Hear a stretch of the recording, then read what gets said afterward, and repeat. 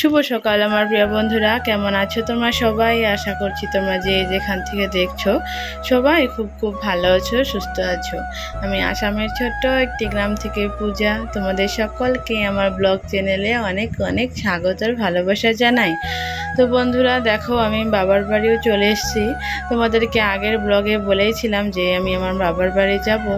তো কালকে রাত্রে এসে পৌঁছে গেছি, কিন্তু রাত্রের থেকে কোনো ভিডিও করা হয়নি। তো ভাবলাম সকাল থেকেই স্টার্ট করে দেই। তো ঘুম থেকে উঠে দেখি মা অনেক কাম কাজ করছিল, তো ভাবলাম আমি ঘর দুয়ারটা ঝাড় দিয়ে দিই, তাহলে অনেকটা মার সুবিধা হয়ে যাবে। তো ওই জন্যই ঘুম থেকে উঠেই এই যে ঘরটা আগে ঝাড় দিয়ে নিচ্ছি। আর তোমরা কেউ মনে করো না যে ঝাঁটা দিয়ে ঘর কেন ঝাড় দিচ্ছি। মানে আমাদের বাড়িতে প্রচুর নারকেল গাছ, যেহেতু মাটির ঘর, তো ওই জন্য না ঝাড় দেওয়ার সময় বেশি ধুলাবালো হলে না ওই ঘর ঝাড় দেওয়া ঝাড়ু দিয়ে না যেতে চায় না। ওই জন্য কি করা হয়, নারকেল গাছের খিলগুলো তুলে ঘর ঝাড় দেওয়ার জন্য এক্সট্রা ঝাড়ু আর উঠোন ঝাড় দেওয়ার জন্য আলাদা ঝাড়ু, মানে এরকম করে বানানো হয়। তো ওই যে ঘর ঝাড় দেওয়াটা দিয়ে ঘরটা ঝাড় দিলাম, তারপরে যে উঠোনটা ঝাড় দিয়ে দিচ্ছি। আর এখন তো দেখতেই পাচ্ছ আমাদের উঠোনটা একদমই ছোট, কিন্তু আগে কিন্তু এতটা ছোট ছিল না, মানে আগে অনেকটাই বড় ছিল। মানে এখন মাটিটা ভাগাভাগি হয়ে গেছে, আমাদের বাবা কাকা দুই ভাই, তো ওই জন্যই এখন উঠোনটাও একটু ছোট হয়ে গেছে। আর আমাদের এই পাশে না ঘর দিচ্ছে, তো তার জন্যই উঠোনটাই অনেকটাই ছোট্ট হয়ে গেছে। তো বন্ধুরা দেখো, তোমাদের সাথে কথা বলতে বলতে আমার উঠোন ঝাড় দেওয়া হয়ে গেল। আর এইদিকে না অনেক ঘাস, মানে নতুন মাটি পড়েছে, তো ওই যে নতুন ঘরের জন্য মাটি ফেলেছিল, তো ওই জন্যই। আর এদিকে সবসময় আসা যাওয়াও করা হয় না, তো ওই জন্য মানে মাটিটা মানে ঘাস হয়ে গেছে। তো তারপরে দেখো বাড়িতে অনেক লঙ্কা গাছ বনেছিল, তো এগুলা না খুবই ঝাল হয় এই লঙ্কাগুলো। তো আমরা এটাকে কামাঙ্গা লঙ্কা বলি, মানে কামাঙ্গা মরিচ। আমাদের এই গ্রামের ভাষায় তো মরিচই বলে, লঙ্কাটা কমই বলে। তো যাই হোক, এই দেখো মানে এক লাইন বয় অনেকগুলো গাছ বনে দিয়েছে, আর সবগুলাই সুন্দর একটা দুটো করে লঙ্কাও হয়েছে।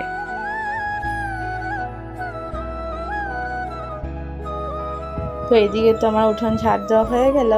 তো তারপরে দেখো মা যে সব কাজগুলো সেরে স্নান করে চলে এসছে পুজো দিতে। তো মা না ডেইলি তোমার স্নান করে পুজো দিয়ে তারপরে রান্নাঘরে যায়, তাহলে একটু সুবিধা হয়। কারণ রান্না করে আবারও পরে পুজো দিতে আস্তে আস্তে না মানে ভালোও লাগে না, আর পুজোটা সকালে দিলেই ভালো। তো ওই জন্যই সকাল সকালে মা পুজো দিয়ে নেয়। এদিকে আমিও ভাবলাম স্নান করে নেই, কারণ আজকে খুবই গরম। তো এই দেখো স্নান টান করে এই যে কাপড়গুলো শুকোতে এসেছি। তো কালকে যে পরেছিলাম অনুষ্ঠান বাড়িতে, তো সারাদিনই শাড়িটা পরেই ছিলাম। তো ভাবলাম এখনই ধুয়ে দিই, কারণ কালকে আবার বাড়িতে চলে যাব। যদি এখান থেকে ধুয়ে দিই তাহলে আর বাড়িতে যেয়ে আর ধুতে হবে না। তো ওই দেখো তার জন্য এই যে আমাদের নতুন ভিটেতে এসেছি, মানে যেই জায়গাতে আমাদের ঘর তুলবে, তো সেই জায়গাটাতে এসেছি। তো ওই ঘরটা না মানে একটু ঝামেলাতে পড়ে গেছে, ওই জন্য ঘরের কাজটা কিছুদিনের জন্য বন্ধ হয়ে গেছে। তো ঘরের ভিটি পর্যন্ত করা হয়েছিল, আর এই খুঁটিগুলো করা হয়েছে, মানে ছাদ ঢালাইটা দেওয়া হয়নি। তো ঝামেলাটা মিটে গেলে পরে কাজ আবার আরম্ভ হয়ে যাবে। তো দেখো শাড়িটা না মেলতেই পারছিলাম না, মানে তারগুলো না একটু নিচের দিকে টাঙানো ছিল, তো শাড়িটা মেললে পরে না সেই মাটি লাগে। তো ওই জন্য বেছে বেছে যেই তারটা উঁচু সেই তারেই মানে শাড়িটা মেলে দিলাম।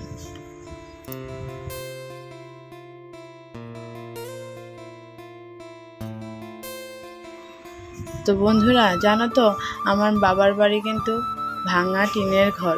তো তোমরা কিন্তু কেউ কিছু মনে করো না।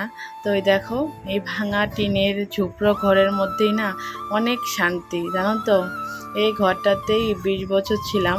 তো 20 বছর পরেই আমার বিয়ে হয়েছে।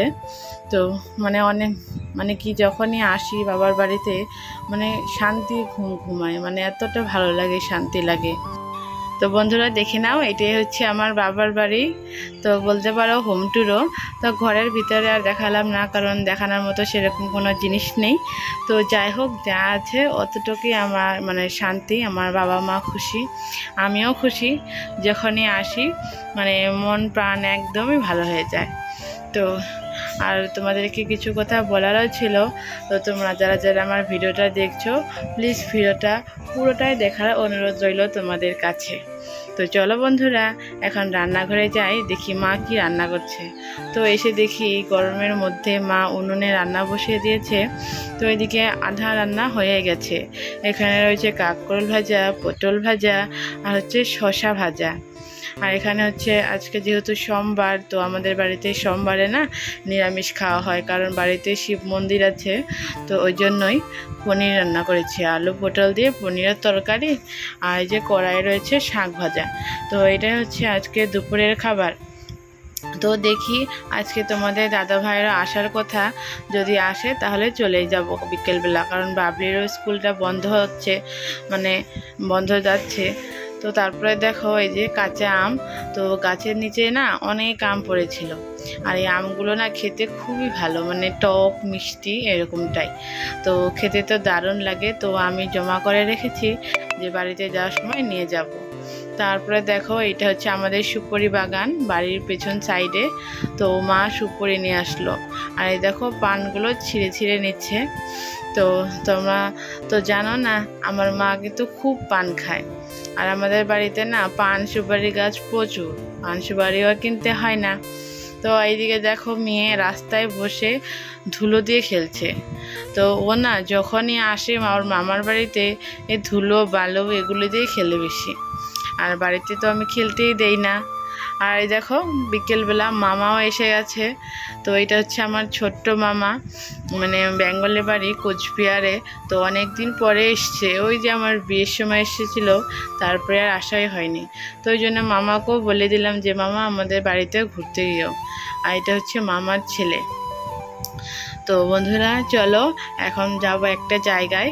তো সেই জায়গাটা অবশ্যই শেয়ার করব। তো শেয়ার করার আগে ওই যে মাটির উনুনটা আগে শেয়ার করে নিলাম। এটা কিন্তু আমার মাই বানিয়েছে, জানো তো আমার মা না খুব সুন্দর উনুন বানাতে পারে, আমি না পারি না ঠিক সেরকম।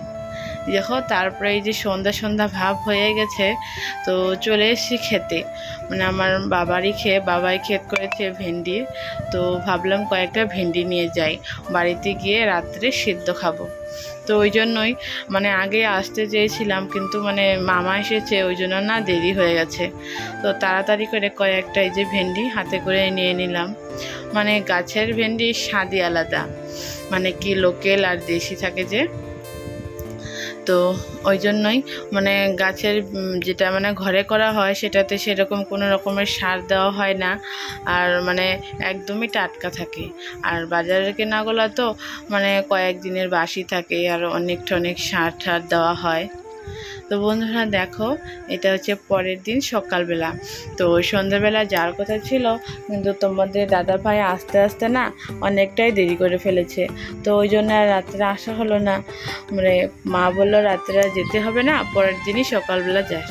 তো যাওয়ার আগে আমাদের বাড়িতে যে নতুন গাছ একটা, তো এই ফলটার নাম জানি কি ফল বলেছিল, শ্বেত ফল নাকি, যাই হোক নতুন একটা ফল হয়েছে।